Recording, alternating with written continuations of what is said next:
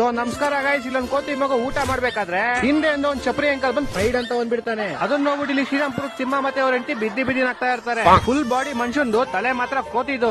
Cross ಬಿಡ್ ಕರಿಯ ಅದಕ್ಕೆ ಬಿದ್ದಿ ಹೇಳ್ತಾ ಇರ್ತಾನೆ.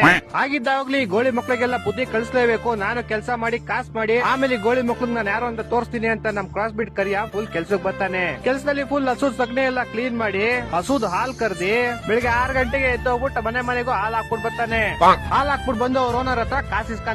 ಕಾಸಿಸ್ಕೊಂಡು ಬಟ್ಟೆ ಅಂಗಡಿಗೆ ಹೋಗಿ ಅವಂಗೊಂದ್ ಸೂಟ್ ಬೂಟ್ ತಗಂತಾನೆ. ಆಮೇಲೆ ಕಟಿಂಗ್ ಶಾಪ್ ಹೋಗಿ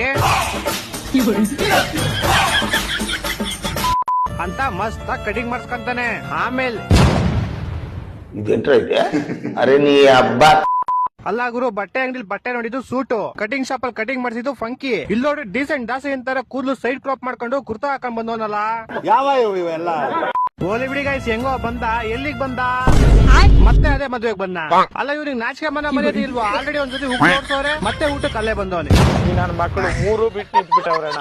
ಮಾನ ಮರ್ಯಾದೆ ಏನೂ ಇಲ್ಲ.